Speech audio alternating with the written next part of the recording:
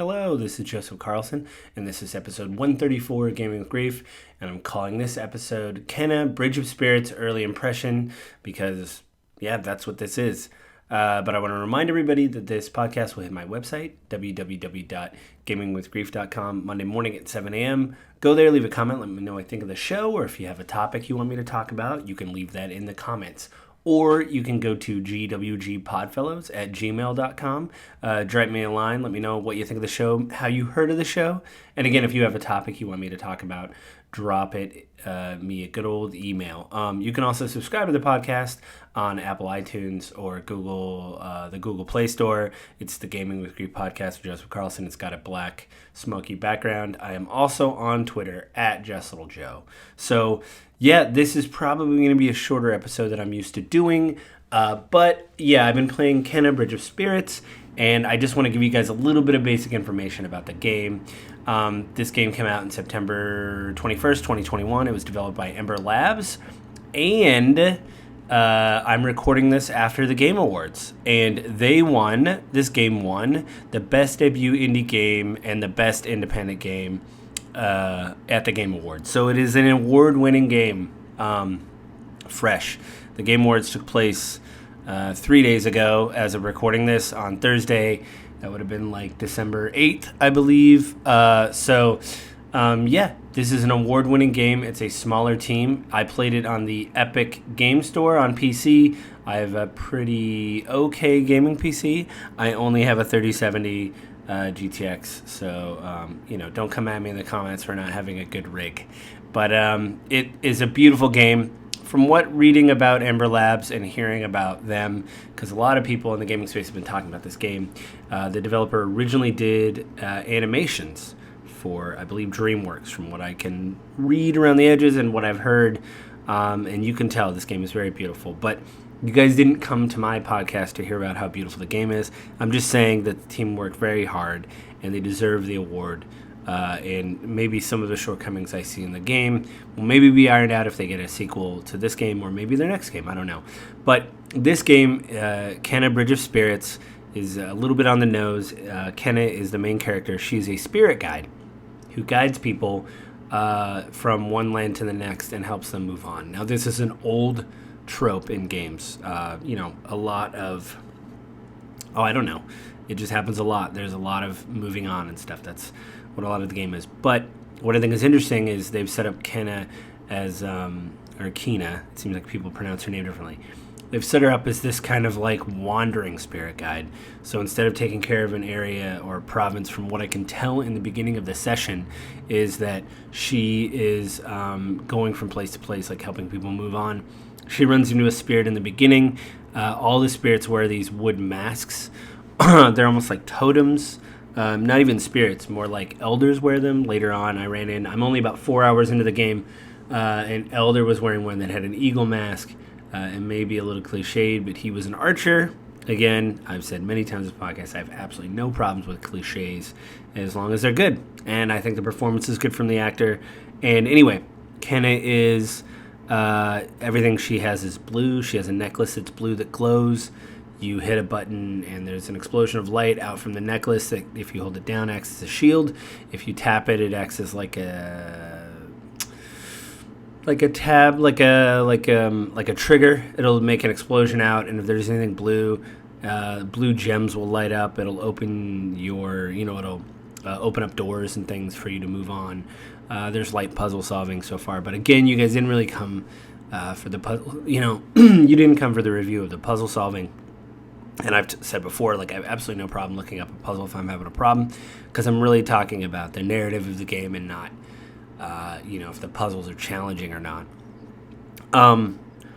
It's really good because in the very beginning, she sets up against a spirit who is red. He's got a red mask, and he seems to be very distraught. There's corruption along the land that is like these red pods. So Kena's job is to find these things called rot, which are these adorably animated little black creatures with fur. You get more and more of them, and they follow you around. The more you get, the more they follow you. The more you can actually physically see how many are following you. I don't think it's the exact amount because I think I'm unlocked 20 or 22 or 23. They don't have 22 or 23, but the mob of these little rot grow around you, and what they do is they'll go somewhere. And like mark a spot, like they'll like teleport over there and kind of like wave a little bit, or like make a little chirping noise or something. Something's over there. You can actually command them to pick up rocks and tell them where to drop rocks for puzzle solving. And I think they're like a condition of what's happening. They're incredibly adorable. There is plushies made of them.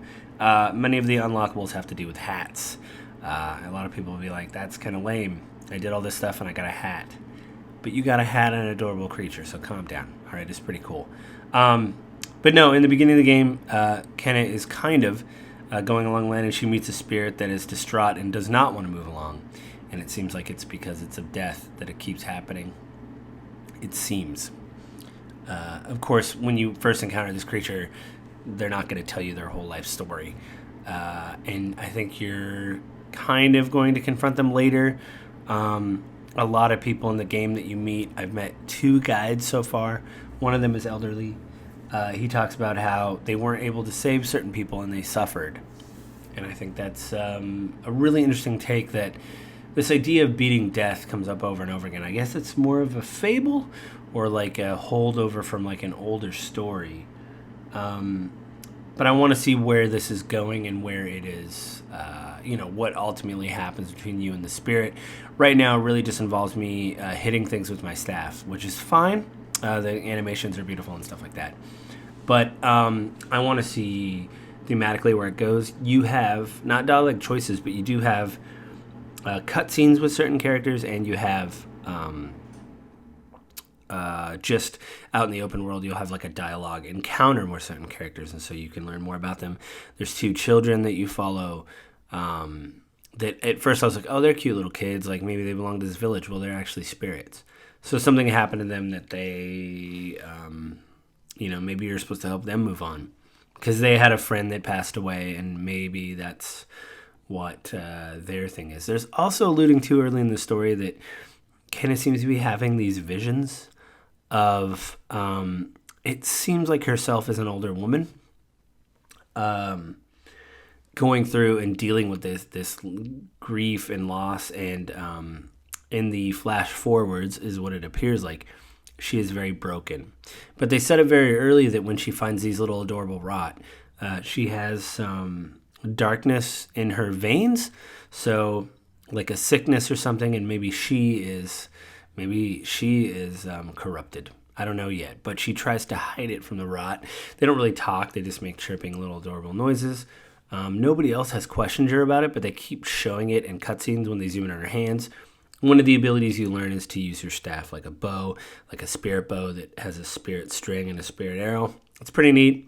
I like it, but they really focus on her hand and make this to be kind of a big deal that she is sick, and I want to also see where that is going. So I think right now it's set up a good thing of she's just trying to help people move on.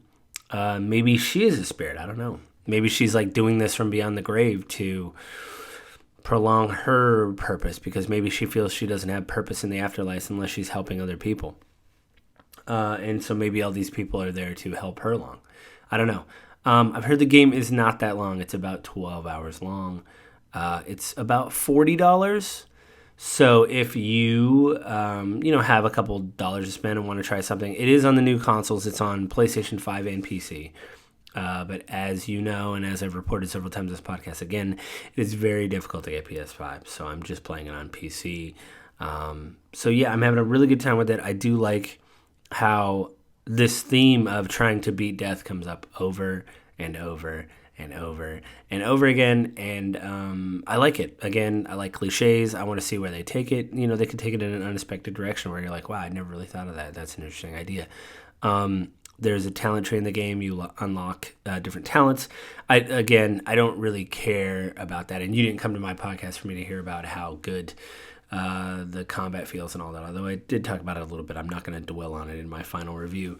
So I needed a little bit more time to get through the game, but I just want to tell you that I think I wasn't actually going to play this game originally, but then when people started to give reviews of it, non-spoiler reviews, they said, oh yeah, this game's about death and about moving on, and I thought, interesting.